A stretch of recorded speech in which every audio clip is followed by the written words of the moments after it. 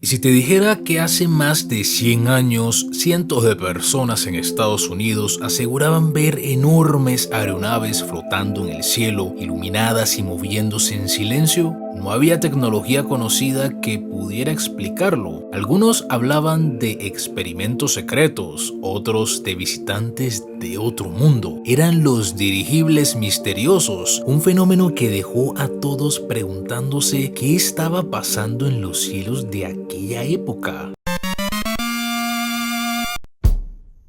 Los informes de avistamientos comenzaron a multiplicarse entre 1896 y 1897. Testigos en varias ciudades describieron estructuras gigantescas, con luces brillantes y movimientos que parecían imposibles para la tecnología de la época. Algunos aseguraban haber visto ocupantes humanoides dentro de esas naves, mientras que otros afirmaban haber encontrado extrañas piezas metálicas caídas del cielo. La prensa se hizo eco del misterio, alimentando teorías de todo tipo. Eran pruebas de aeronaves experimentales, visitantes extraterrestres o simplemente una gran fiebre colectiva impulsada por la imaginación de la gente. Sea como sea, estos relatos reflejaban una realidad innegable. La humanidad estaba obsesionada con la idea de conquistar los cielos.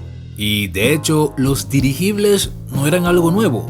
Desde el siglo XVIII, los globos aerostáticos ya demostraban que podías elevarte con gases más ligeros que el aire. Pero no fue hasta el siglo XIX cuando surgieron los primeros dirigibles de verdad. Es decir, aeronaves con forma definida y que podían moverse a voluntad. En 1852, este mandacá hizo volar el primer dirigible a vapor, aunque era más una prueba de concepto que algo práctico. Con la llegada de los motores de combustión interna, estos aparatos se volvieron mucho más manejables y empezaron a despegar, literalmente. De pronto, los cielos estaban abiertos para la exploración y la idea de un mundo conectado por aeronaves flotantes comenzó a parecer real.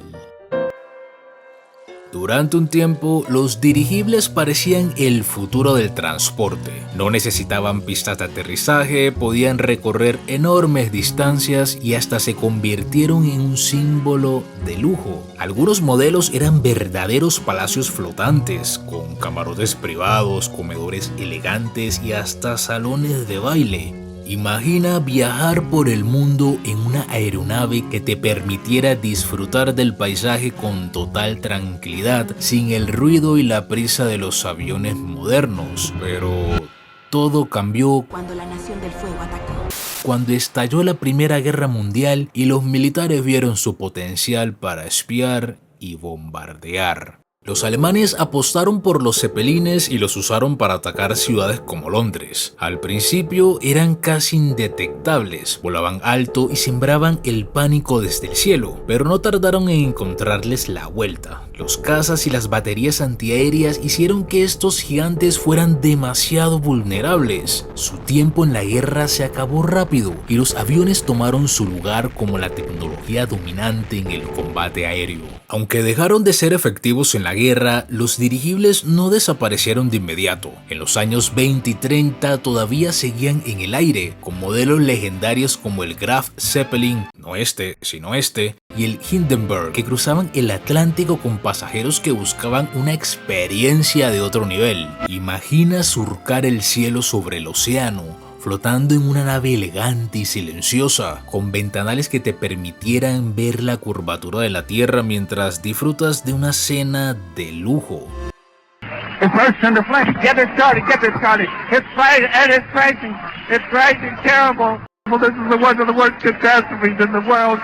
Oh, Sin embargo, todo se vino abajo en 1937 con la tragedia del Hindenburg, cuando se encendió al aterrizar ante las cámaras. La imagen de la gigantesca aeronave envuelta en llamas fue impactante y marcó el final de la era de los dirigibles comerciales. El accidente no fue el único golpe para los dirigibles. El rápido avance de la aviación junto con la llegada de aviones más seguros y rápidos hizo que los dirigibles quedaran relegados a un segundo plano. A partir de ahí, los aviones comerciales tomaron la delantera. Eran más rápidos, seguros y eficientes. Los dirigibles quedaron en el olvido, usados solo para publicidad o propósitos específicos como la vigilancia aérea en eventos deportivos. Hoy los vemos más como un símbolo del retrofuturismo, esa idea de un futuro que nunca llegó a ser. Aparecen en películas, videojuegos y cómics como una especie de homenaje a una tecnología que alguna vez pareció revolucionaria.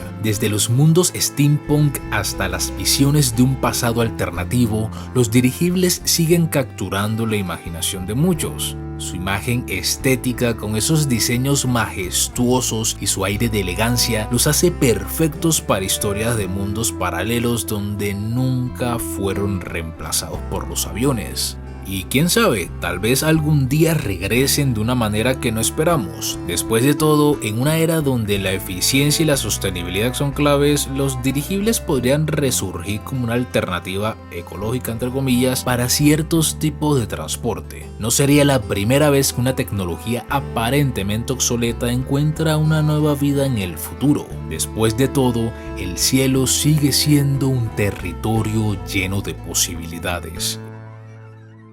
Y bueno, este fue el video del día de hoy. Si te gustó el contenido, dale a like y suscríbete, dejar un comentario es gratis.